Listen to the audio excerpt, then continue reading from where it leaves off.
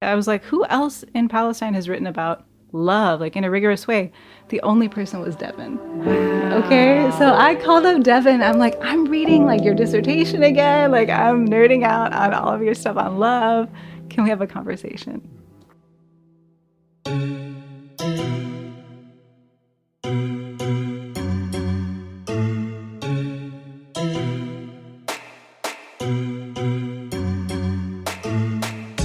Hello, beloved listeners. This is Adrienne Marie Brown, a luscious Black queer witch writer auntie, an apocalyptic cosmic optimist, and a gardener of healing ideas.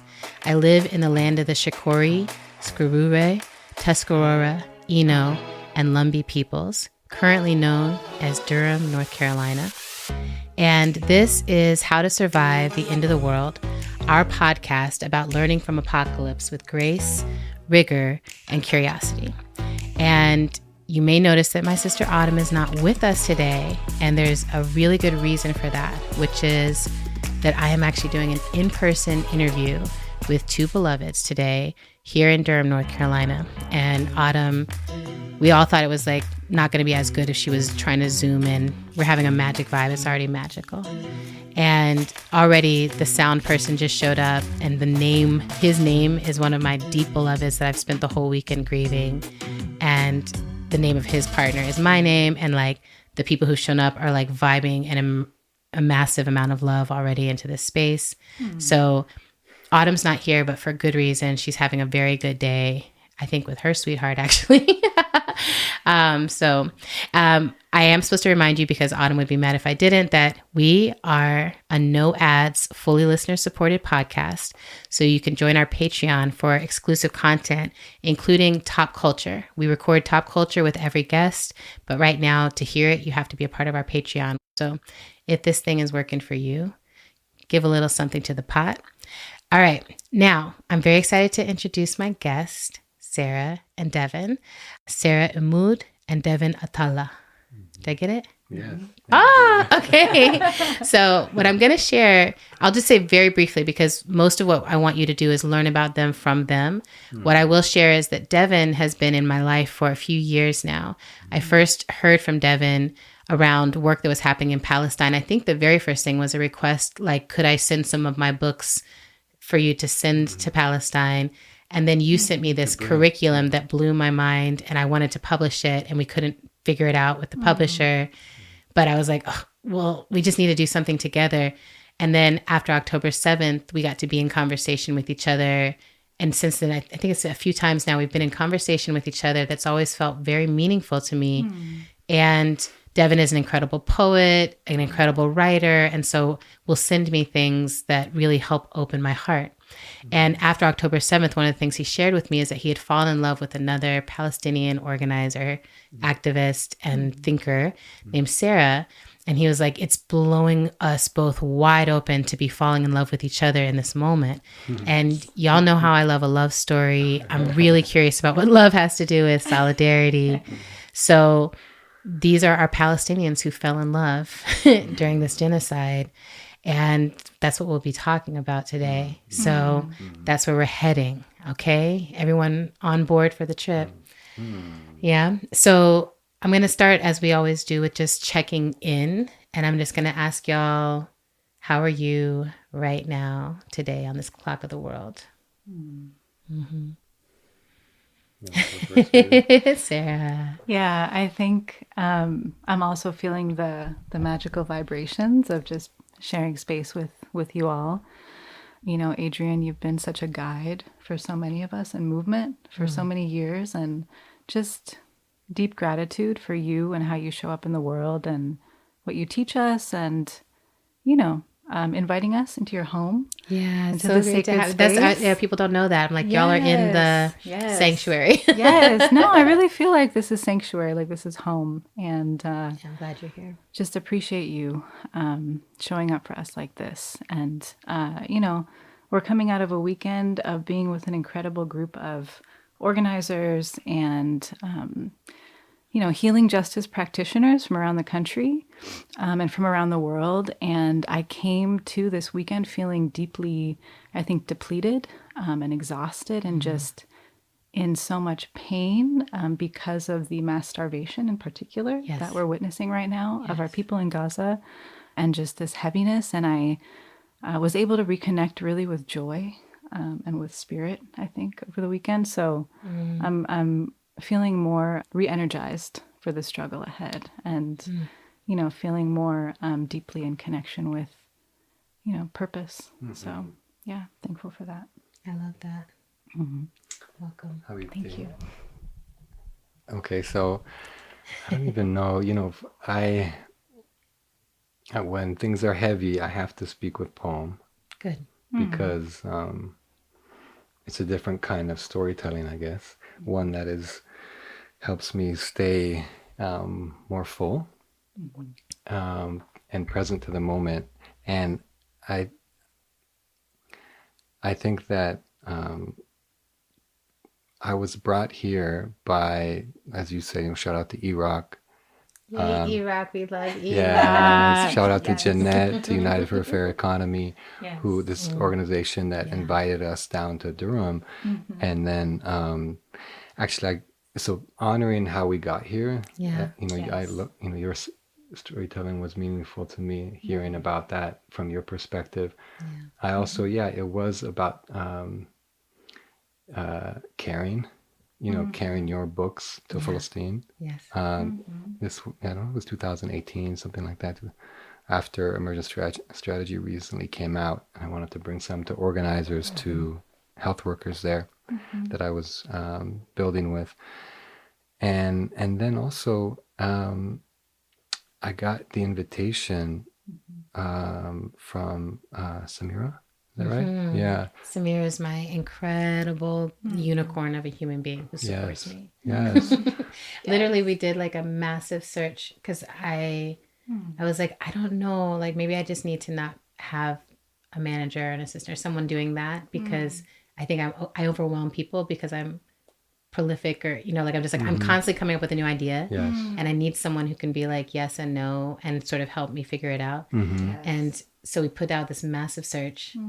Tons and tons of people applied, which was already like a big honor. And then she just was like, like as soon as I was like, oh, I met her, and I was like, you're my person. It was very romantic. Like it was like one of those Virgo romance, I'm like, oh my gosh. Anyway, so Samira, she's been incredible. Yeah, she sent this beautiful email on a Friday, and it was the same Friday that I got another letter from the provost saying I was denied tenure. Wow. The same moment. So I got this invitation at this moment that I got was being silenced. As a Palestinian scholar who remains unafraid and committed to continue to speak against the genocide and integrate it into my work. And so that moment, this invitation, that coalescing, or the way I felt like I was covering myself with protection as I got the invitation, I was like, oh yeah, I need to be there, and we'll figure it out. And that's what love is about, so many ways, the connection, right? So these connections that we make as we come together and who that bring us together are so sacred. And so I offer this poem to express really where I'm at right now. And I shared this in our closing. Remember yesterday? Was that yesterday? It feels like, oh wow. Time was different. Yes, which came out in Circle, as part of a way that we were asked to say, how do we want to say goodbye to this beloved group of organizers, including folks from Apache community, from Central American, El Salvador communities, Black communities here in the Durham area, and more.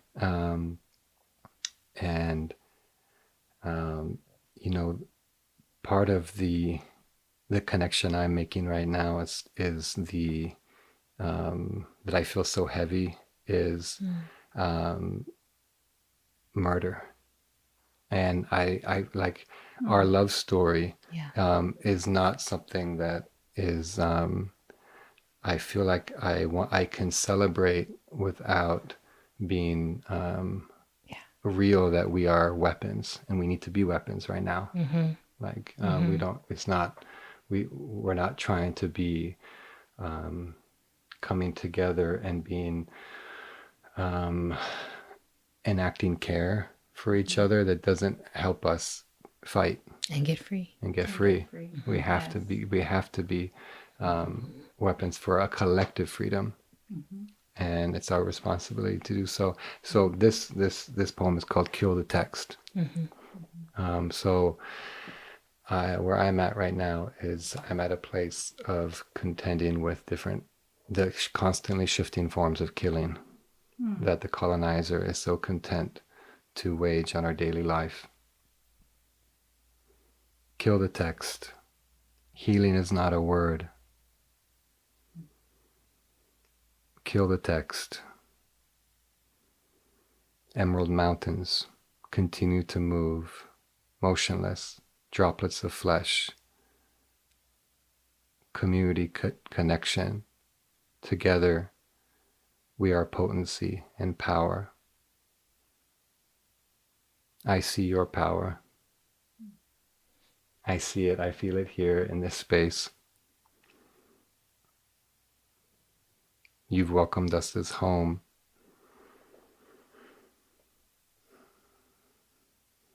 Falling in love, falling to survive. Resurrection is a bird tatted on the arm of my beloved. Look at yourself in the mirror before you kill the text. Yeah. Beautiful. You know, it makes me think immediately of the poem that is Displaced People Welcome Each Other Home. Yes. Right? Like to be like,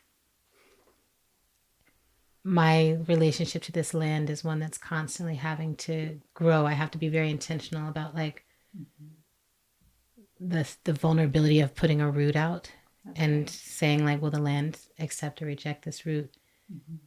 Most of my ancestors here were not treated well, were treated horribly. You know, the blood on the soil is like not given. Yes. It was taken.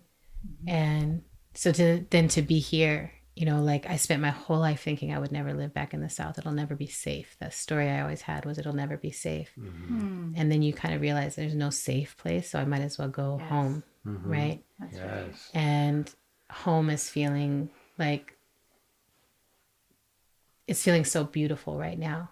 But it's to be able to welcome you all here and be like, you know, I just got here. Welcome. I just got here. Welcome. But also like, let's make it home wherever we are. Yes. That's one of the things we know how to do. That's even as we know where home is. There's like that homing pigeon. There's like a beacon. And it's like, home is there. And here I am. And I'm putting home in here. Thank you for sharing the poem with us and the emotions that it lets us open up into. My check-in is this has been a very sweet weekend for me. One of my other beautiful beloveds, Janine de Novais, who's an incredible writer, who I reference on the show often, and actually was one of the first people to write something about Gaza in the academy, like how do we teach about this moment and calling to question. She wrote this beautiful book called Brave Community, that the whole thing was like, how do we actually question the ways we talk about these things and how they do or do not actually do the thing we're trying to teach in a classroom, which is to think critically, to ask for good sources, to find a common story, find some common reference. And she was like, we should know how to talk about this. This should not be something that is shutting down all these institutions, that they cannot have a conversation about something that is history and that is happening and that is true. But anyway, it was her birthday weekend. And so she came down and we just had bestie time, you know, just like talked nonstop, you know, and it's amazing to feel that loving conversation, that loving flow, and feel like, oh, we've been in this loving flow for the majority of my life now, right? That tipping point happens with friends where I'm like, I met you when I was a kid and now we're adults together. And so I feel full, like my cup felt very full. Yes. And we had a healer come work with us during the time, and she was like filling up. She was just like, I've had all these healers reaching out to me spontaneously, like, hey, girl, are you okay? Like, do you need something? I'm like, I really do. But some of it is, physical and like, let me go get my test and figure out like what's all happening that I can address. But so much of it at this point is a spiritual, emotional weight of just trying to stay alive in this time and stay connected. And so having that in person, it's precious. Like, let's sit on a porch together, far from our phones and far from any social media and far from the news, and just feel the heartbreak of this time and all we're growing and holding, right? Yes. So in some ways, even though it was different settings, it feels like we had similar weekends of cup filling, intimate, in-person community space that was honest and true. So we're landing well. And I'm going to pull a tarot card from the Lineages of Change deck, which is my favorite tarot deck now. I'm not saying that just because I helped make it, but it's been really talking to us. So we're going to pull this card. The Three of Water. I think we're dealing with a little heartbreak today. All right. So, oh no, I always think the three of Earth. The Three of Earth is the heartbreak one, but this one is celebration, birth, harmony. Yes. This card is about the sacred work of creation, birth, friendship, sitting with a group and just being yourself. Yes. Feeling the flow between your authenticity and being known. When you know each other deeply, you activate each other's capacity to thrive and heal. Celebrate the work you've done to connect to your own breath. Celebrate that. The question for the day is, what closeness can you delight in today?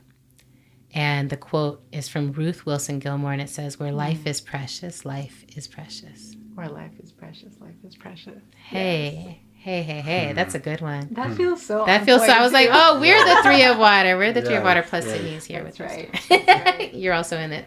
Yes. He's the container.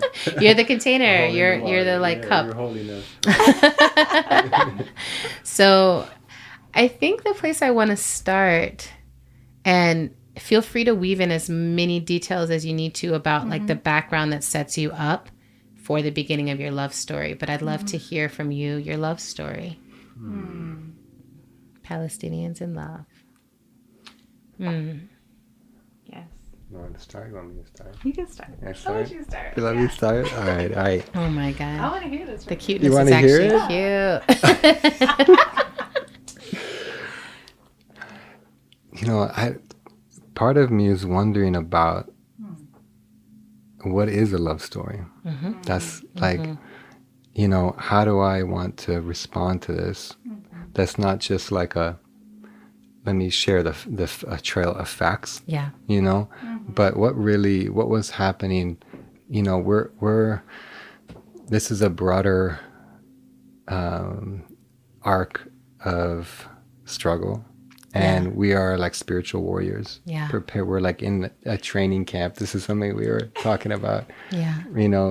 We as we think about the tarot, as I think about the tarot card and kind of the what gathering amongst friends and being ready for the work, the ongoing work of creation in the face of such violence, means. To me, it meant that there was something spiritual happening, that I was like being schooled, and I was being, and so I was actually coming out of a very long marriage. That were your children? Exactly, the mother of my children. So leaving that relationship, and I had, there was a way that I knew I needed to immediately begin searching for love, because of a way that I think I had an intuition that there was something that I had missed out on, that I had turned away from. Yeah. As I was so busy in the business of holding together scripts that were patriarchal, that were scripts that were colonial, that were holding my part of the previous relationship together. And I'm not at all speaking for my ex, where there's different things that were holding it together for her. I'm sure for me that was really present in how I was moving through that stage of our relationship. Okay. And I was in a process of letting go of parts of myself and moving toward myself to be. And I didn't know that why I needed that. Yeah.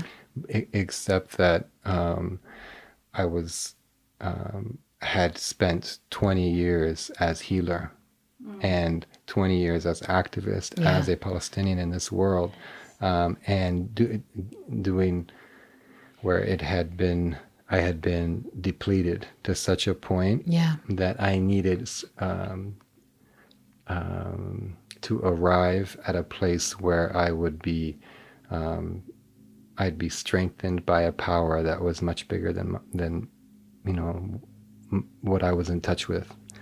Something that had and that was, connected to the eternal love, to that life source of eternal love. So I'd say that for me was the beginning, and then there was a way that I felt from you, Sarah, which doesn't feel right to even call you Sarah. I'm like saying that so people who know who I'm talking about, but Habibti, my love, okay, that and I call her ojos infinitos, my infinity eyes. There's a way that I saw that immediately in her, and I invited her to eat. I had just moved out. I had gotten my own apartment. Working through the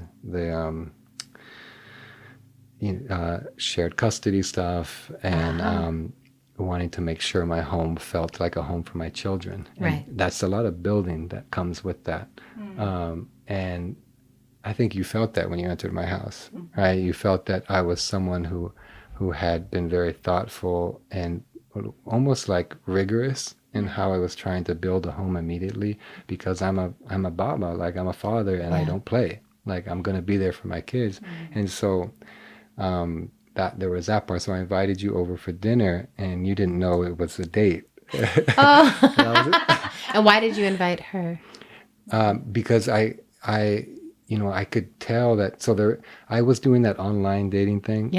With like some app. The apps. And I was like, it wasn't really. I wasn't feeling connected. Yeah. And Sada wasn't on the apps. Never been on the apps. Good for you. Yeah. So good for you. You don't need to, by all means. But I knew she was. But I knew she was single in our Palestinian community, which is very small in Boston. Okay. So I was like, and I wanted to. I really wanted to date a Palestinian. Yes. And I needed to be. I knew I needed home that way.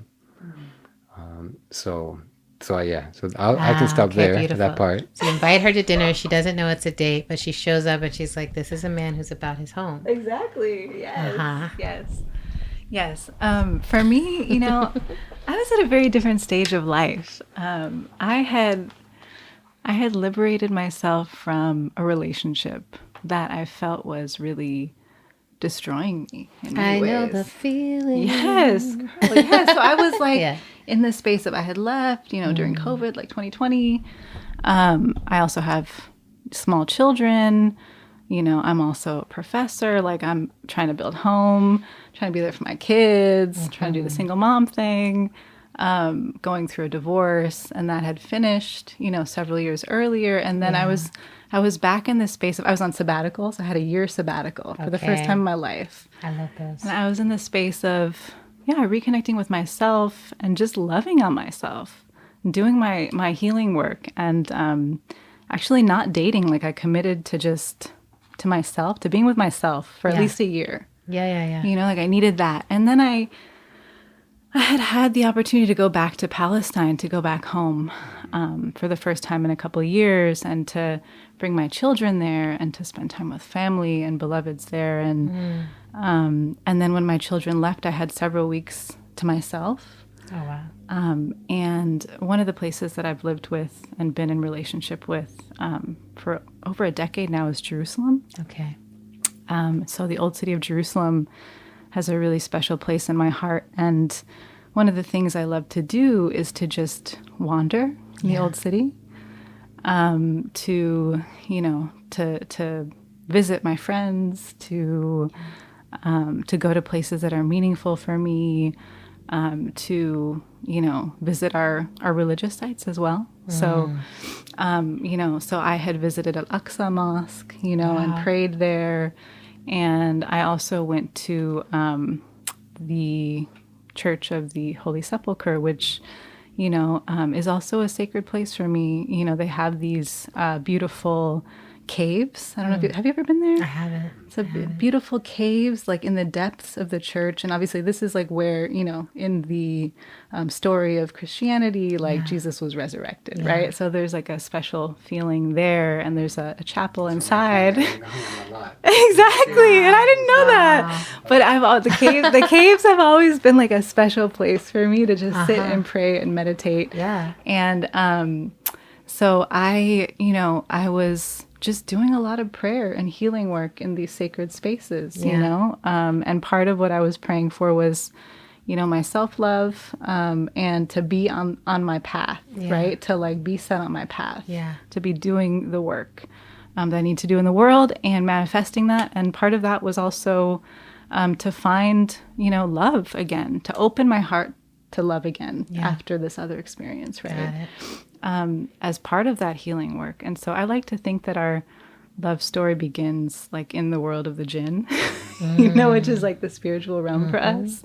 And that, I prayed for Devin even before I knew that was his name, right? And I think, when we did meet each other in the world again, because we had known each other as colleagues and as part of the same sort of small activist community for years, but never really, we were married to other people, in these other relational worlds, that there was that different energy when we came together again. And actually, I had reached out to him at some point months earlier to start a conversation about love, right? But like as a subject of study, right?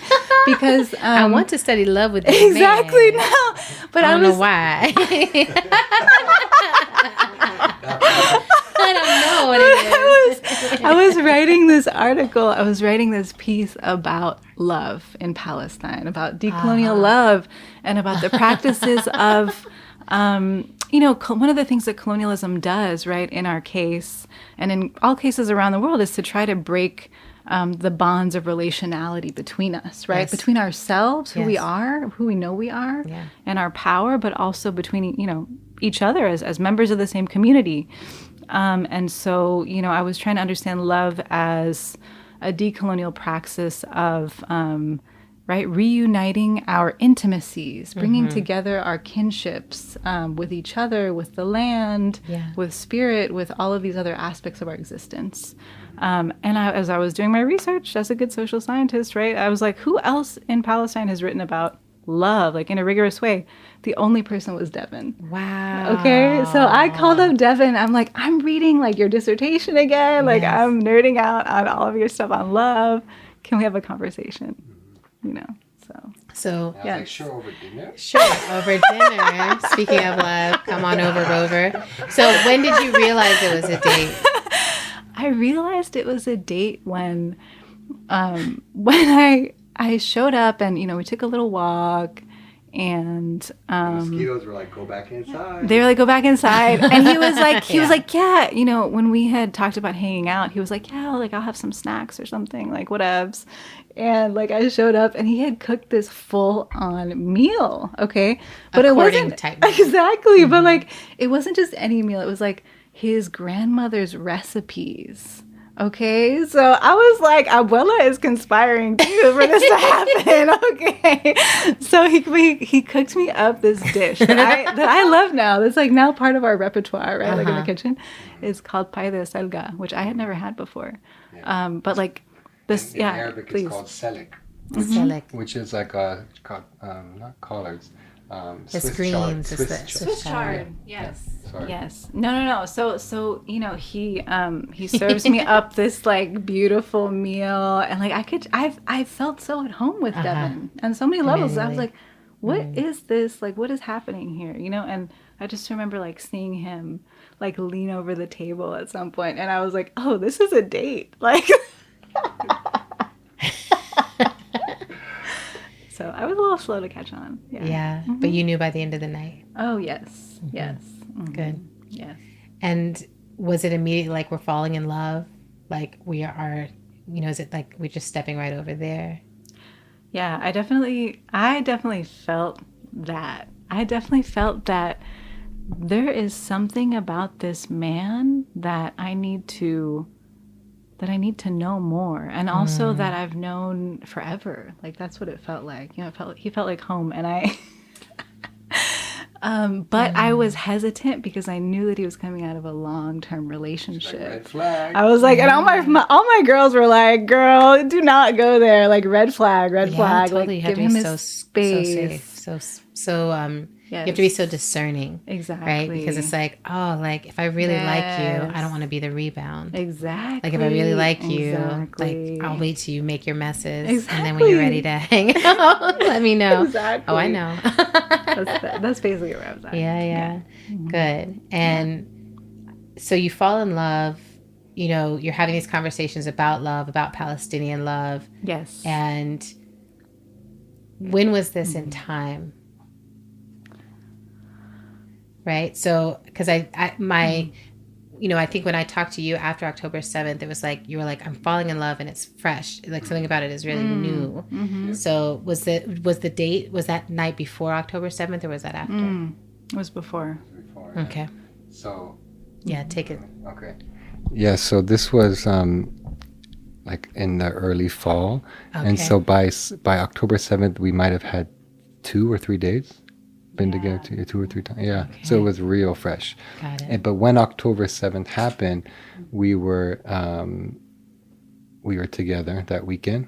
Okay. And we immediately knew, I think, that we were meant to be together in that moment. Yeah.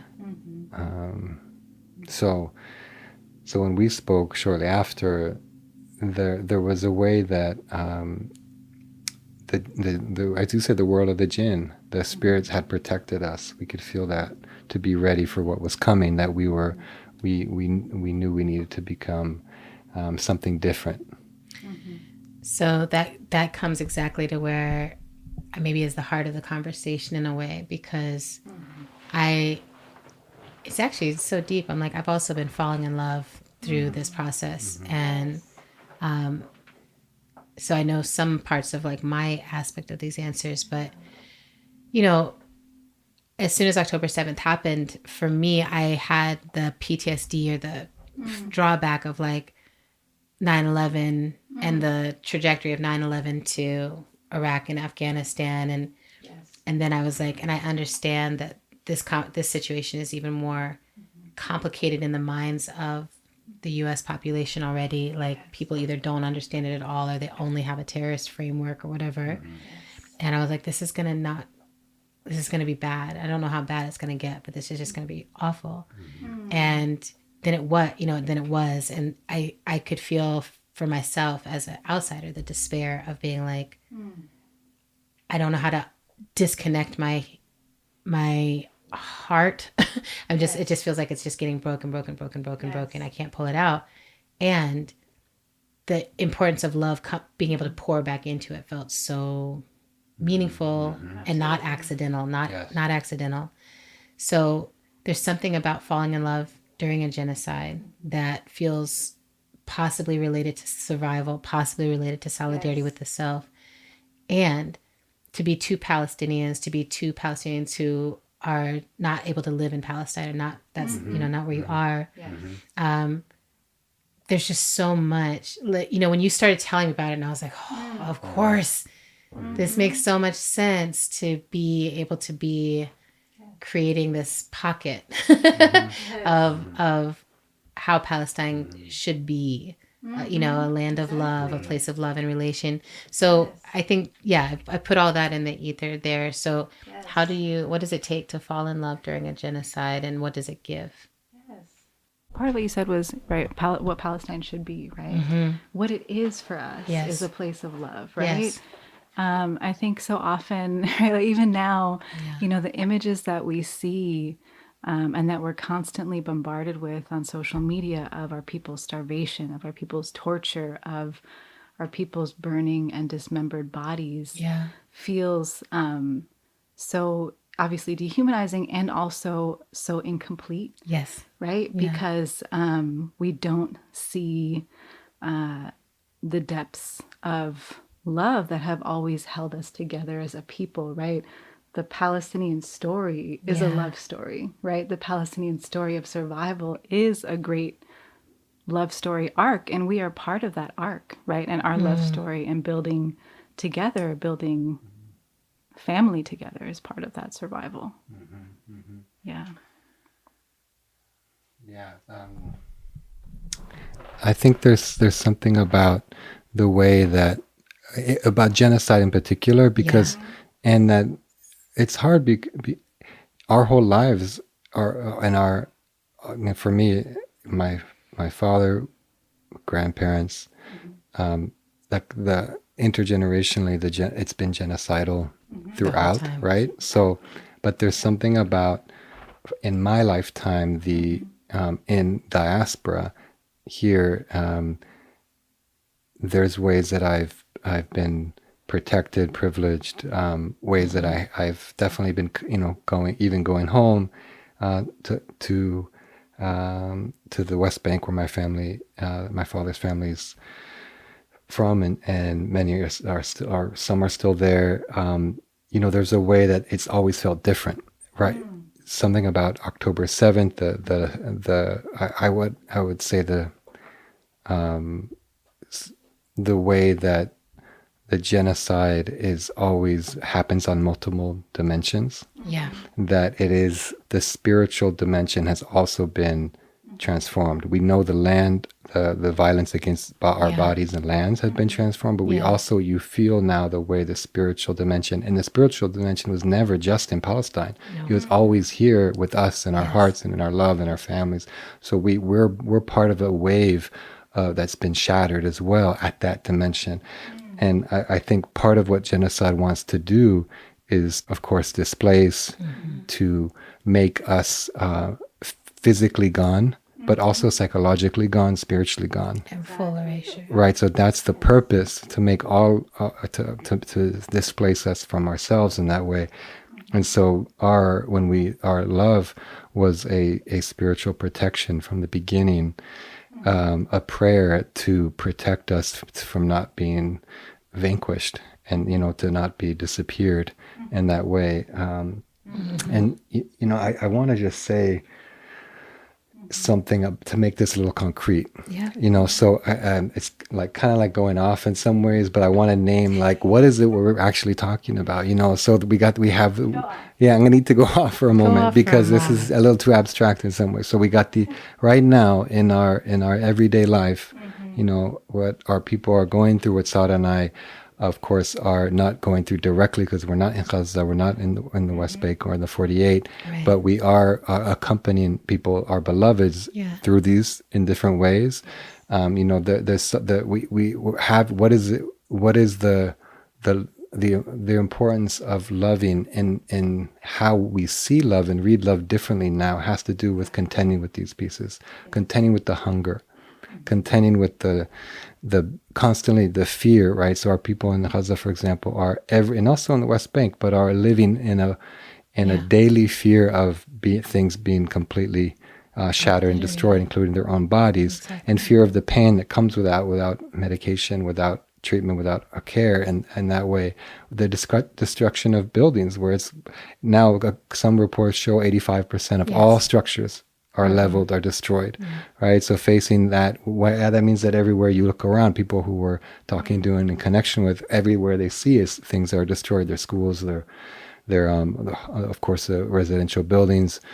And of course, displacement, multiple displacements. The ongoing you're seeing things destroyed around you, and that was just where you were, or someone you cared about was, and of course, this goes back to 48, and so the waves of displacements, and of course, it's also we're talking about the emotional pain of losing beloveds, right? And we have at least 17, according to some reports, at least 17,000 children who've lost both their parents, right? Like these are, and what that means across the broader, I think it's close to 1,000 wounded children with no surviving family, right? So when we talk about loss, it's the 1.1 million children, from just thinking of children in Gaza right now, are facing such an incredible amount of contending with what mourning is, of people they love, and not only love but need. Children need people in a way we don't as adults for own survival. So we talk about survival. What does that mean for a child?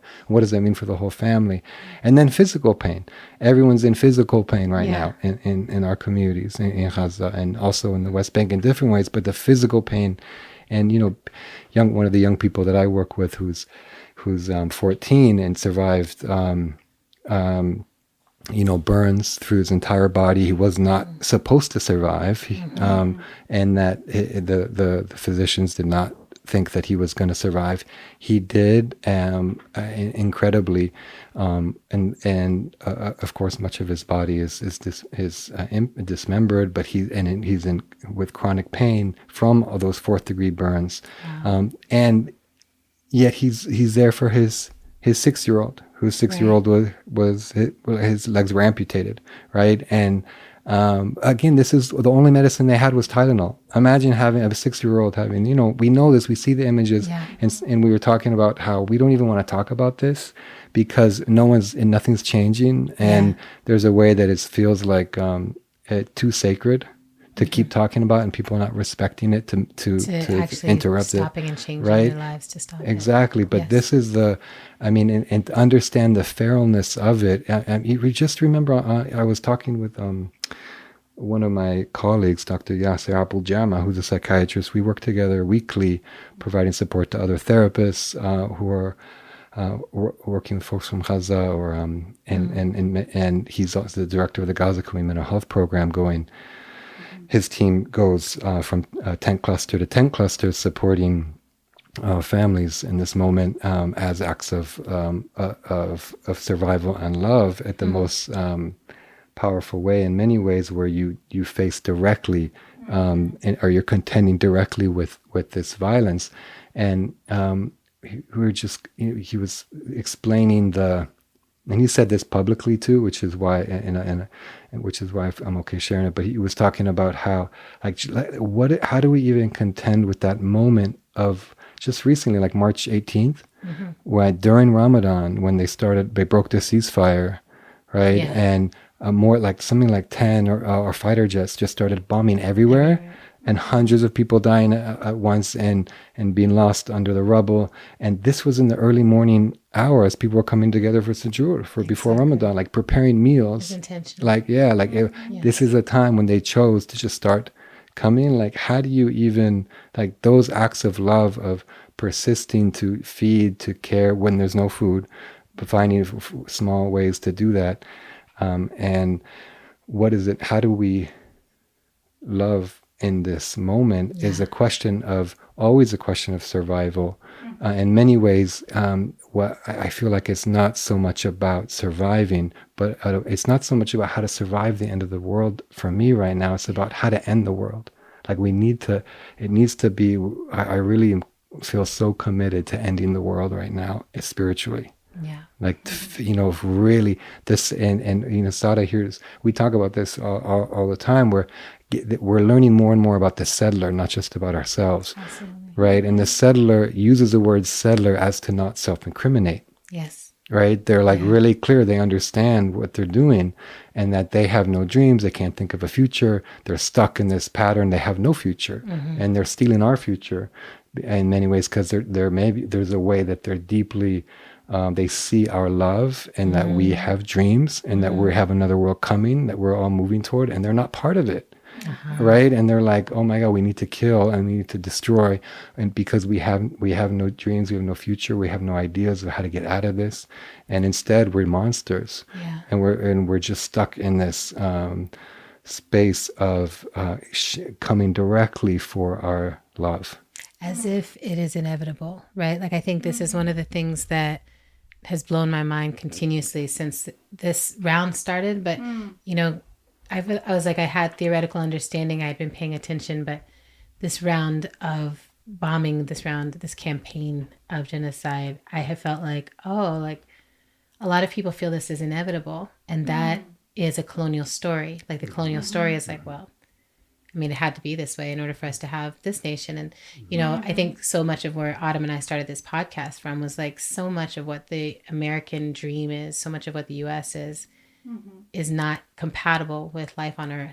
Yeah. And so it's like, how do we end those aspects? They're like, this is not compatible with life on Earth.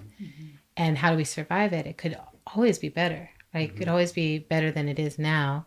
But I'm like, the fact that it continuously leads to genocide, the ways that we build our economy, the ways that we build our relationships, the ways that we think about resources in the world, the ways that we think about each other, the ways that we think about the other, it all right now adds up to genocide.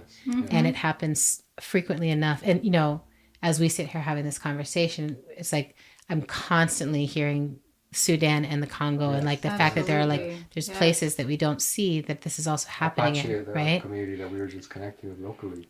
Yeah, that's what. Yes, the copper mines are directly attacking their spiritual deities through the way they take the copper and kicking it off. Exactly. Yeah. Yes. Reservation, like exactly. So this is everywhere, but the argument is this is not actually inevitable. This is not actually the way things have to be, but we keep getting stuck in the same cycle. And part of why I wanted to talk with you all is because I suspect that love is the way that we break the cycle, but only if we take it seriously enough. That's right. Right? That's right. And the fact that people are like, oh, love, you know, very dismissive, like love and light, blah, blah, blah. And I'm like, there's a lot of ways that people express love or say that they're practicing love that do feel dismissible, that don't feel actually touched into the sacred, that don't feel touched in the sacred in a way that could like help change the outcome of what's happening. Right. But when I heard from you about your love, I was like, I think that's what y'all are trying to do as well. Yes. Yeah. No, absolutely. I think, you know, so often when we speak about love in this country, we're still speaking with this very infantile, heteropatriarchal, you know, normative understanding of the romantic, idealized love story, right? Between a man and a woman, and this whole romantic love story arc. Yes. But what we're talking about is actually, as Devin said, aimed at destroying, right, the very foundations of this nationalist, right, white supremacist, Eurocentric vision of how we have to live in this world, which is destroying us, right?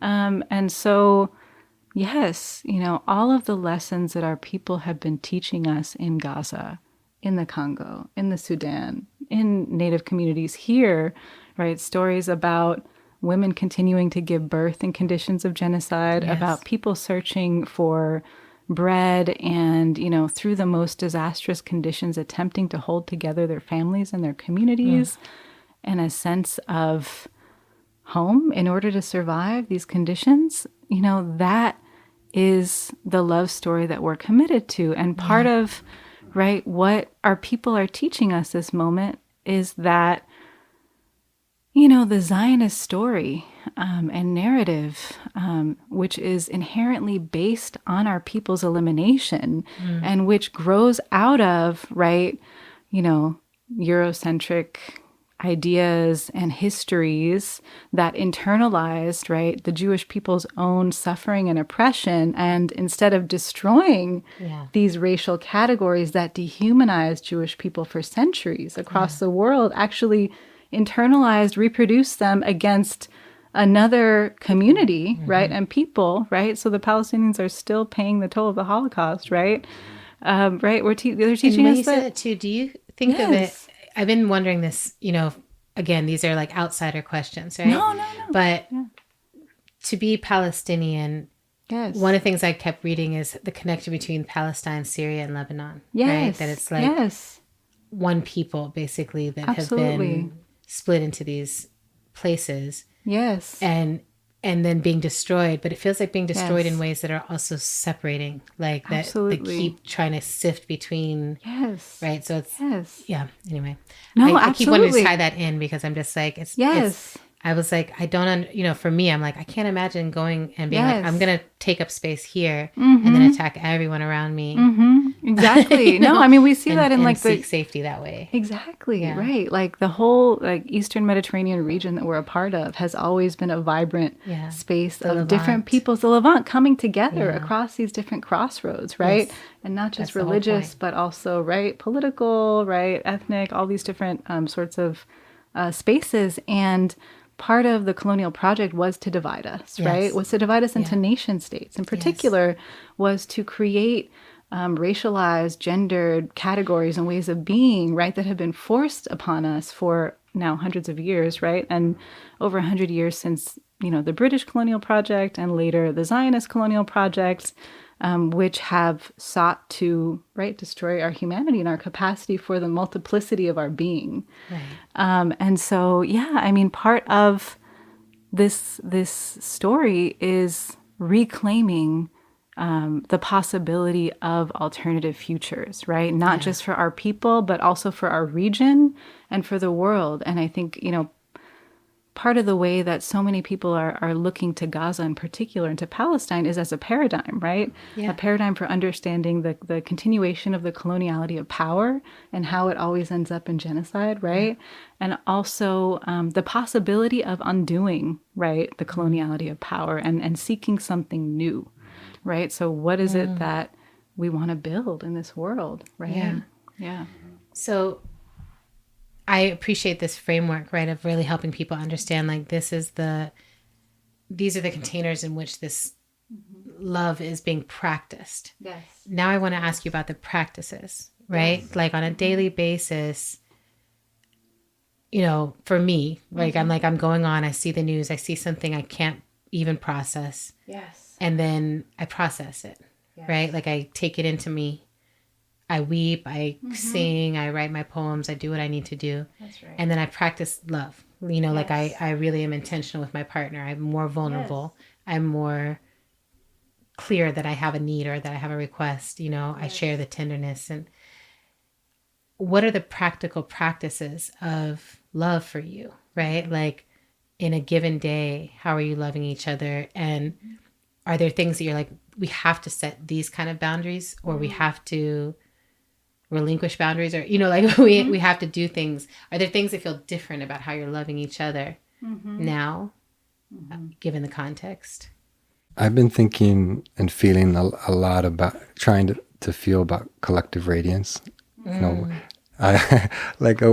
do we protect each other's shine? Yes. How and our children's shine. Yes. And our people's shine at a broader level. And some of the practices, it's also connected, because I wouldn't be able to love my children, love the people that I work with every day as healer, as someone who asks questions, as just, as someone who's trying to protect people's radiance and courage and do the alchemy of, okay, so today this is the level of anguish and pain and struggle. What can I offer that would support you in transmuting that to getting back to loving in this moment for your life? And this is, might be a young man who I'm working with who's from Gaza, who's fighting on so many levels, even in his sleep. Like at one point he realized he had his cut on his nose because he literally hit himself in his sleep because the constant feeling of what his dreams are working to protect him clearly, and at the same time locking him in terror, in their own way of teaching, because we use the dreams as well. And that's also another love practice. We use dreams so much. We use a dream, just, and the way I would define it, as a place to be whole. Like that's right. So we use our different places to be whole, where we're whole, and to protect and nurture.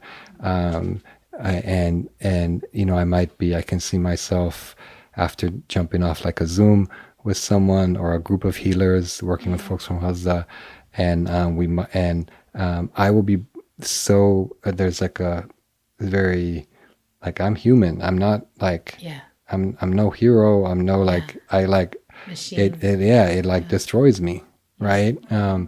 And I don't want to just throw that on Habibti, I don't want to throw it on my children. I don't want to throw it on myself, so I have to do my own spell work, my own poetry, and at the same time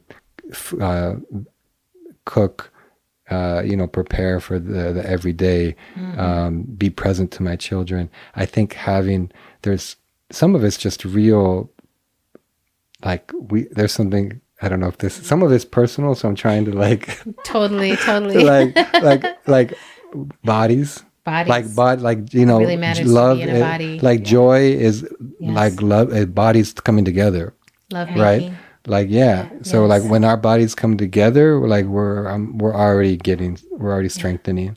And there's Sada has a spot, I have a spot where we know when we need it, we ask for it physically, and we get to each other, we hold each other that way. Beautiful. There's those kind of things that have been life-saving. It feels they're so small, but they're everything. Right? I actually think it's so important to point. This is part of what I am seeking all the time, is for people, I think we were told, many of us growing up, that like love kind of sweeps you off your feet and it's this grand illusion in a way of like you just are seeing through these rose-colored glasses and da-da-da-da. But for me, I'm like, no, love is this other thing. It's about becoming present in the truth, present to reality, present to who I really am, who you really are. Exactly. And then it's actually a bunch of small practices that say, I see you.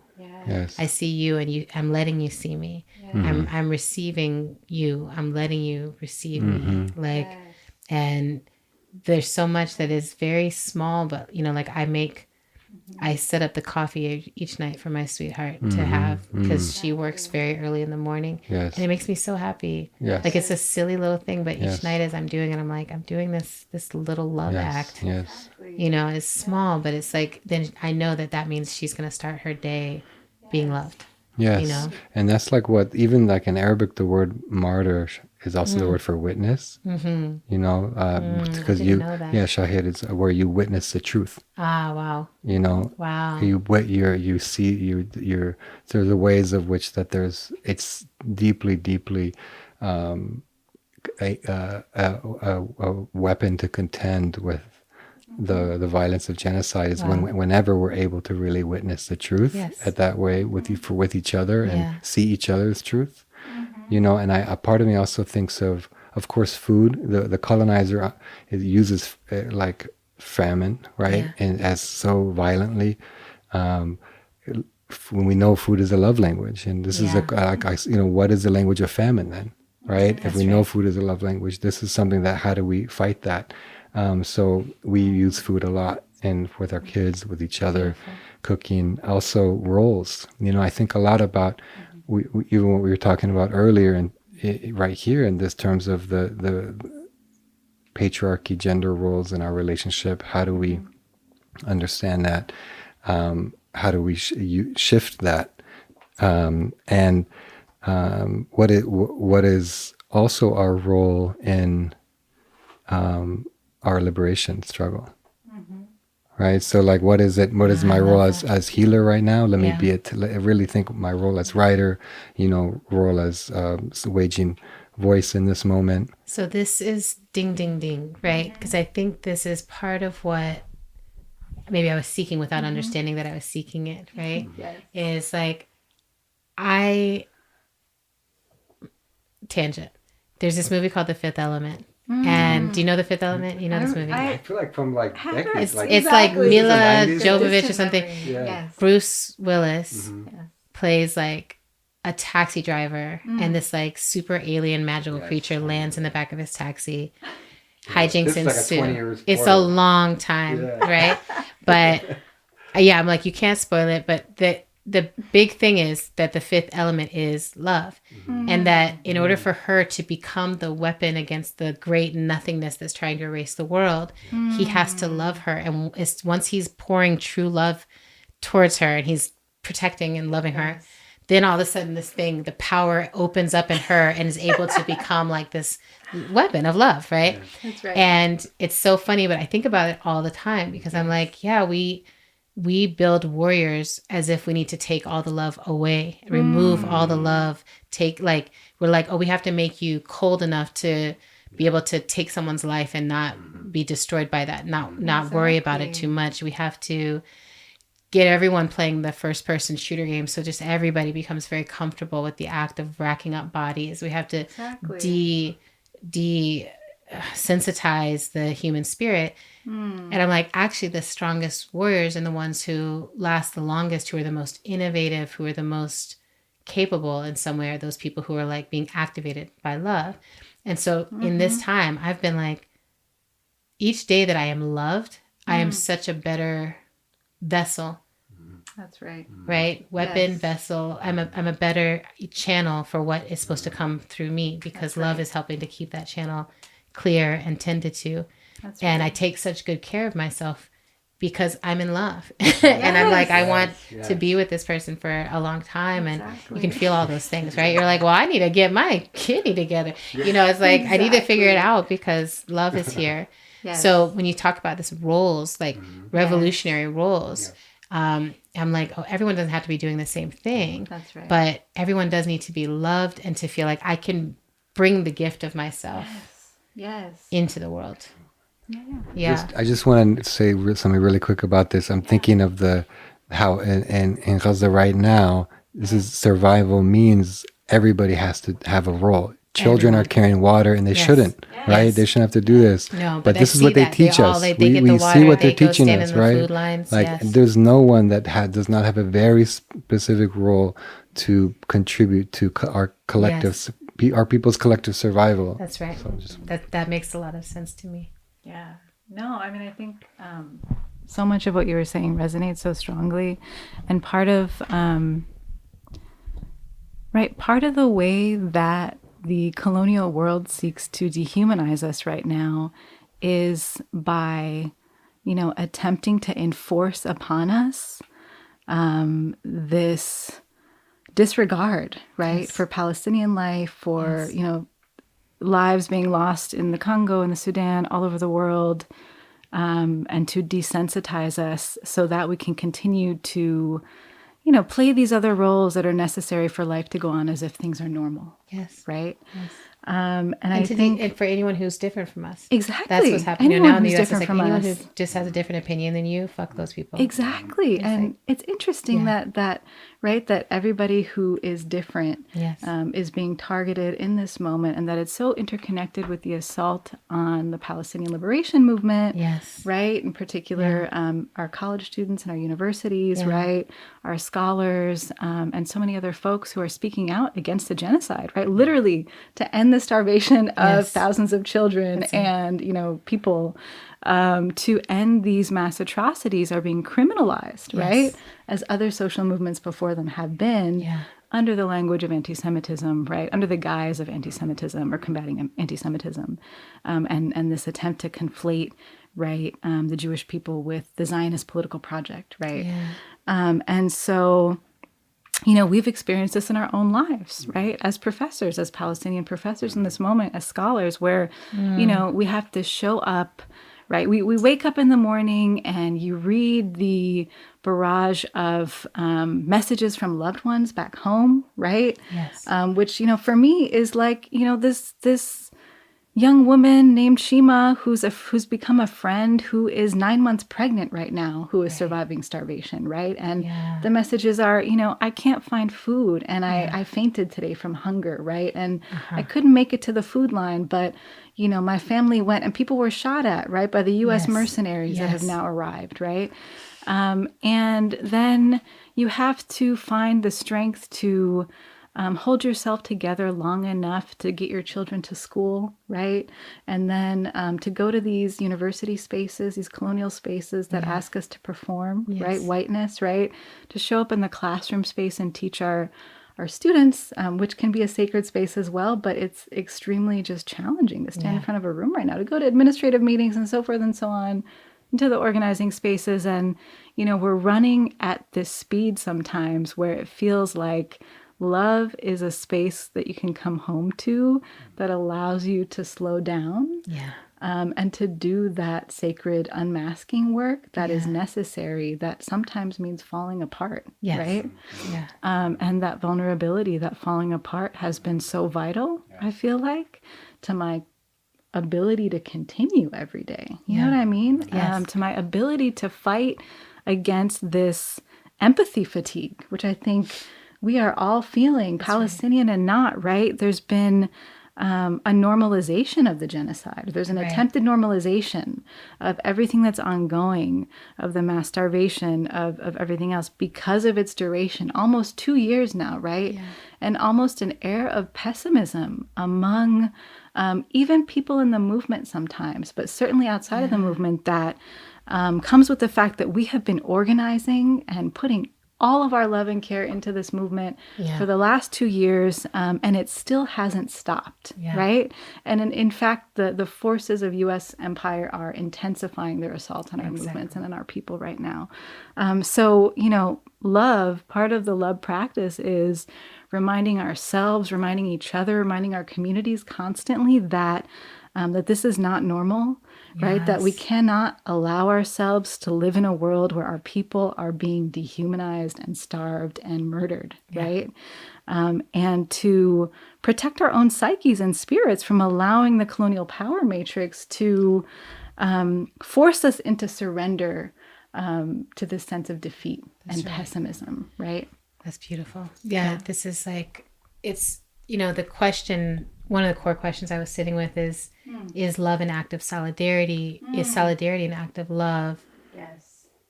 Or both and, or, is it necessary basically? Like, do you have to love something to stand in solidarity with it, or just see something of yourself and to sustain, right?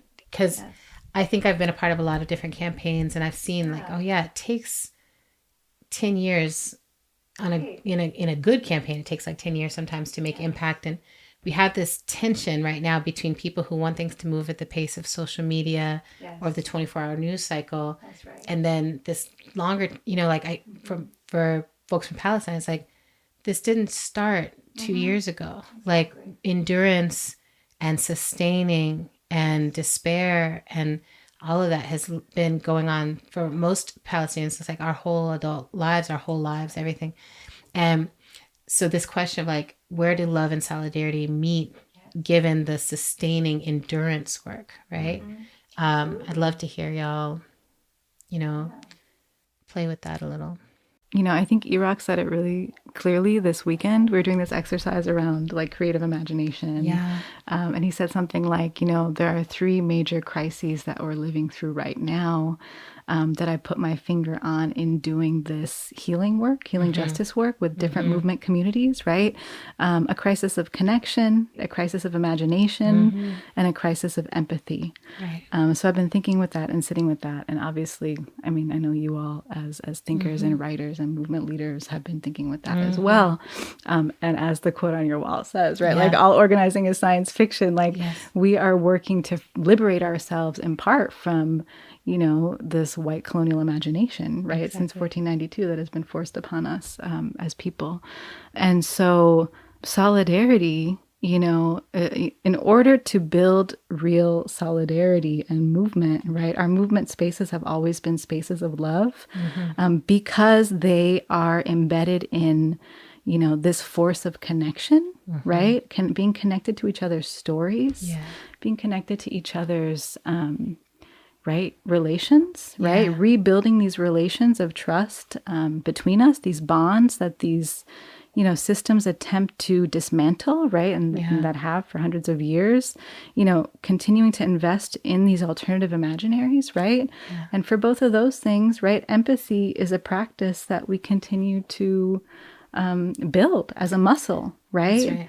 Against all odds. Yeah. That's right. Yeah. Yes. And for me, what I think about endurance, and also hearing you talk, Habibti, earlier around things just keep getting worse. I think part of the endurance, the solidarity intersection is that it's almost like a recipe. Yeah. Like a decolonial love recipe, when they come together, that has to be, we have to, and I know, I talk in conversations with my own father about this a lot because of the pain he carries, where, he's very clear about his own despair, where he'll say, no matter what we do, things keep getting worse, and that's not going to stop. Yeah. Remember, that's not going to stop. Right. And so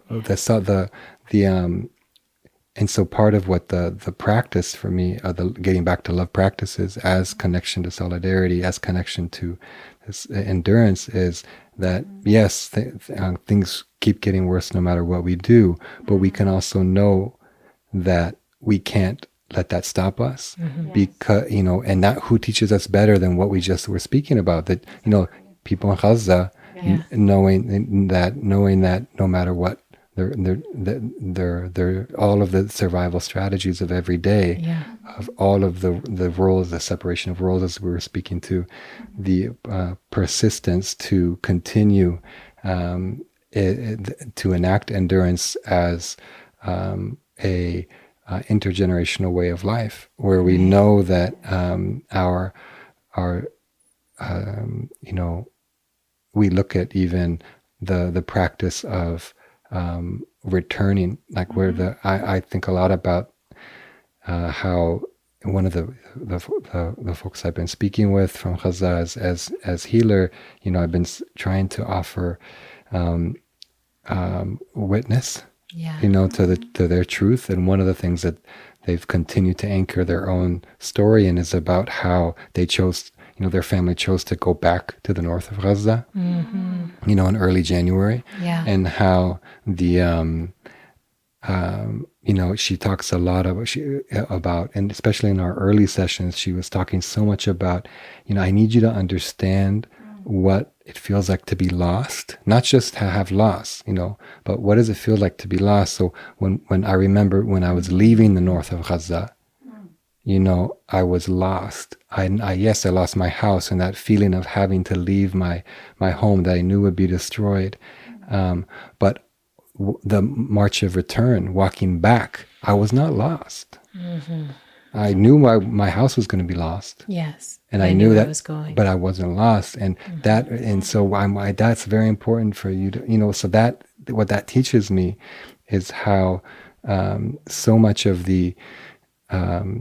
our endurance as a people also goes back to our determination to see the power of love as rerouting.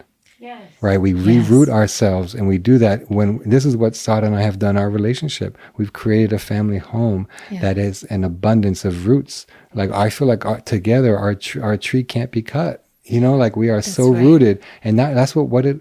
My mother is family's white, right? And I see their way that very deeply that you can only colonize people if you've cut your own roots. Yes. You're not going to colonize someone if you're rooted, somewhere right? in a community. So I see that in my own family structure, where and the way that what that offers me as a way forward, as a organizing as science fiction, is continuing to imagine a world where we've done that work. I love this, and it really lands for me in such a deep heart place, because I think it's in the most simple way. It's like, if what you are telling me is that this is not human, that I am not human, and that, this other person that I love is not human. In my case, it's like my Black lesbian love, right? That I'm like, you're saying that we don't deserve to exist, and we are not human, and we don't deserve the same rights as anyone else, whatever. To love her is then the most radical act. It's to say, like, literally, my heart defies your your lies, and I can feel the truth of what already is here. And that's what I feel happening here with you all. That's what I feel happening here with you all. It's like, people are saying Palestine doesn't exist, never existed, doesn't deserve to exist. They need to go somewhere else, whatever. And for you to look at each other and be like, you exist and I exist, and we're going to root together, and where we exist is Palestine. Yes. And part of the joy in that too is that the heart isn't bound by the laws of physics. Right. So the heart, that's when our hearts come together. Exactly. We are something that you can't touch. That's right. You're not going to kill that. You can't kill it. You're not going to displace that. You're not going to, right? So no, I mean, I've even witnessed that. That's been one of the things, I think, watching the genocide play out, and so many times just in the moment of death, watching the words of faith that emerge from someone. Watching someone hold their child and turn and just be like, God is greater. And I give it all to God. I trust God above all else. And there's something holy, but what I hear in that is like, the love that I felt for this person who you have obliterated goes nowhere. I have total faith in it. I have total faith that like, this is complete. This is whole. This is still whole. That something is unbroken. And as I've been watching it, I've been doing this multi-faith prayer circles with Sophia and Dory, and we say God is greater. She guides us through Allahu Akbar each time, and we all say God is greater back from our different practices. But to me, what is in the essence of that is love. Love is greater. Like I think of love as the way the holy force moves throughout us. And so it just is like, I keep trying to, I'm writing about this now and thinking about this now and sitting here witnessing it in you all. I'm just like, your dignity is so intact, and it doesn't negate the despair, and it doesn't negate what's happening now. But it also says, like, as long as we live in love, Palestine exists. As long as we are here, Palestine is flowing between us, That's right. Palestine is in our bones. Yes. Right? It is wherever we exist as Palestinians. And part of what I hear you saying and what I want to reflect back is like, yes, part of the responsibility of diaspora is living into the possibility of our lives as part of our legacy, right? Allowing ourselves to love, to be deeply rooted, to build family, to build home, right? To continue the Palestinian story is allowing ourselves to live in a way that honors all of the martyrs that have been taken from us. That's right. Like that's the only way. I love you both. I really feel the depth of your presence with me. I also wanted to honor that you said you might have a question for me. And if you don't, that's fine. But if you do, I remembered it. It came back. At the beginning, I was like, you're like, no, I can't remember. I don't have any questions for her. Yeah, but just being here. You always do this to me. I'm always trying to interview Devin, and he's like, I've got a question for you too. I'm like, that's one of my favorite things. Questions are I love questions, the best. though. It's the way. So I want to know, and how to survive the end of the world. You've been sitting with so many brilliant humans, including yourself and your family, as you do this podcast. We're like, if I get to talk to Adrienne directly, I'm like, I need to know where you at. Like after, right? We need like how, especially survival. I've been like really struggling with survival as a thing. Like even like I don't trust it in some ways. Like I feel like those those of us who haven't survived, those are my people. Yeah. Right? Yes, exactly. So all of us who are here and safe, I'm like, sus. Yes. I'm like, how do we do that? Yeah. Like, is that a good thing we're still here? Did we slip out of something we were supposed to be in? Thank you. Yes. So totally. I'm like, how is your understanding of survival shifting after that's? Yeah, I appreciate this question because part of why I turned, I think, to science fiction was that it speaks to some fundamental suicidal ideation that happens in me, right? Which is like, since I became politicized, there was a part of me that was like, I think that humans might be the problem, like just on whole as a species. I think that we might not be able to get it right as a species to be compatible with Earth. And that's a very devastating thought to me because at a very individual and collective level, I really have a lot of love for humanity. I see our mistakes very clearly, but I still am like, there's so much beauty. Like someone needs to pay attention to all this beauty, and someone needs to be present with it. But I think we misunderstood our role here. And I think we thought our role was to somehow dominate this place. And I don't know if we can shake loose from that. I do think that the earth can humble us. And I think of the earth as a living, sentient being. And so for me, her survival is the ultimate survival, and then everything else is kind of in relationship to that, right? So like humans are a species. I don't know. I think the earth keeps trying these experiments. Like, well, what about dinosaurs? What about this? What about, what about octopus? Maybe they're sentient, but like, someone can still eat them or whatever. Like, right? Trying to figure out, like, you got a dream about this? Last night, this crazy dream. Oh okay. God. Well, so this is my thought, right? Is I'm like, the earth, I think, keeps trying to find, I don't know, I'll say it the simplest way I can, which is I think the earth keeps trying to find something that could choose to love her back. Do you know what I mean? So all these other species are like here and they just live inside of it. And it's like, this is so dope. I'm dead. Like it's great. I live my life. I go, I live, I go. But then the idea of like, okay, well, if I have something that can choose to love and choose to receive the offering that I'm giving, like maybe that's what humans are supposed to be, is like, I will love you. Like, I will love you back. And for a while people did. And in a lot of places people still do. But now there's this tipping point of people who are like, I don't have to love the earth. I'm going to figure out a way to survive in spite of the earth or around the earth, or just using it in a purely transactional way. Right. So for me, I've been like, I need to move towards the people who love the earth. Yes. And I think this is part of why the Palestinian struggle has been one of the most rooting and grounding experiences for me as a model, right? To be like, that woman is not holding her house, she's holding that tree. Yes. Like that grandmother wrapped around the olive tree. I wept. And I was just like, she loves that tree. Like she loves that tree. And I'm like, do I love a tree? Yes. How would I fall in love with a tree? Like, what would I need to do? If I know that, like, my grandmother could help you with that. Yes, right. Well, when we finish the interview, I'm going to take you back and introduce you to the tree in the backyard, who I'm definitely courting. Yeah. But this process for me of survival was about like, how do I fall in love with earth again? And like, who else is in love with the earth? And then we can be in a shared larger love story. And I think that falling in love with another person is a way of loving the small earth, right? Like, I grew up in a story of we're made in the image of God. And then, lately I've just been thinking like, well, what am I made of? What am I made of? So that'll tell me something more about God. And I'm like, I'm made of stardust and water, blood, and all these things. I'm made of what the earth is made of. I'm made in the image of the earth. So something's been clicking in my brain where I'm like, oh, the holy thing is to relate to the earth and recognize other humans as like something that comes from and will return to earth, and a way to love the earth, at scale. So I think all of these things, but I was moving in a prepper direction of survival. Of like, I just got to be prepared for every possible outcome. And something else has been emerging too lately that I have to say is like, no, I just have to be in relationship. That's like right. I can have some water stored up and some food stored up or whatever, but mostly I want to have a storehouse of relationships that are meaningful and a skill set of like, if I end up in a situation where I'm not with the people that I want to live the rest of this life with, can I open my heart again and again and again to whoever I end up there with?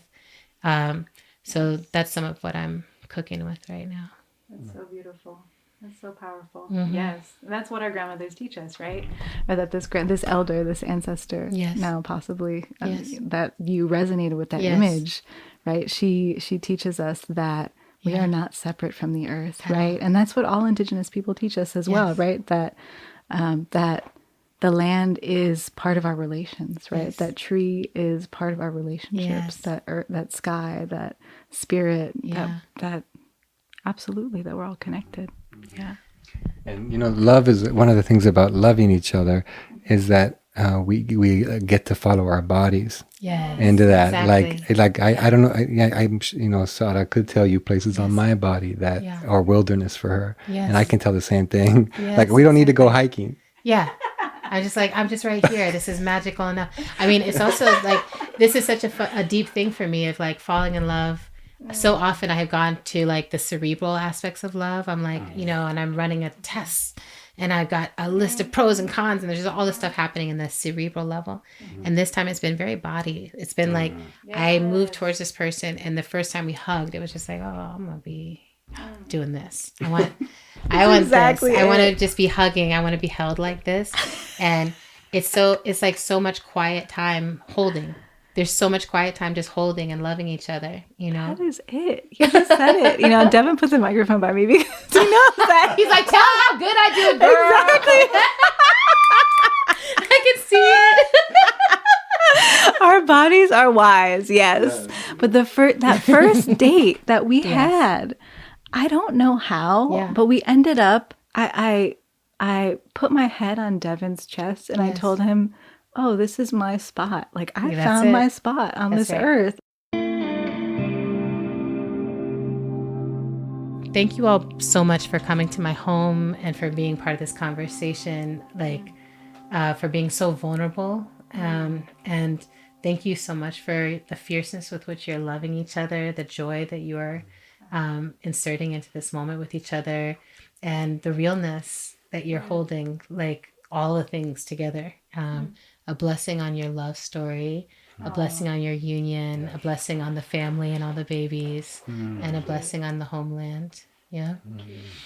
It's been such a privilege to be here with you and just to be in the presence of your love. You know, I feel like you're radiating that with us right now, and we feel it and we know it now in real life, you know? So thank you for that.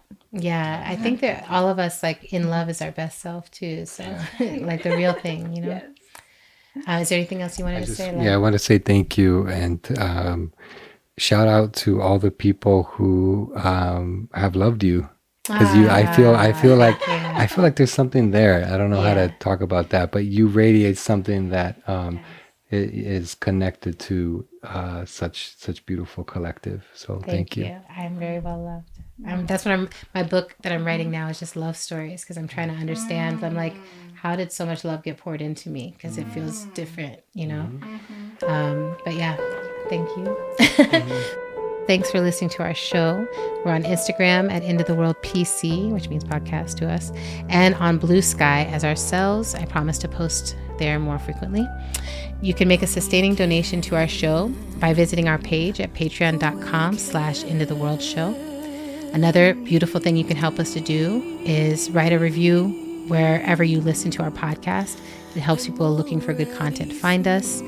How to Survive the End of the World was produced and edited by the incomparable and lovely Zach Rosen. And today we had the sound support of the very tall, very elegant Sydney Evans. Transcripts are in our show notes and on our website at endoftheworldshow.org. Music for today's show will come from Autumn, the band, Tunde Alanaran, Mother Cyborg, and the Bing Sense. Thank you so much. We love you.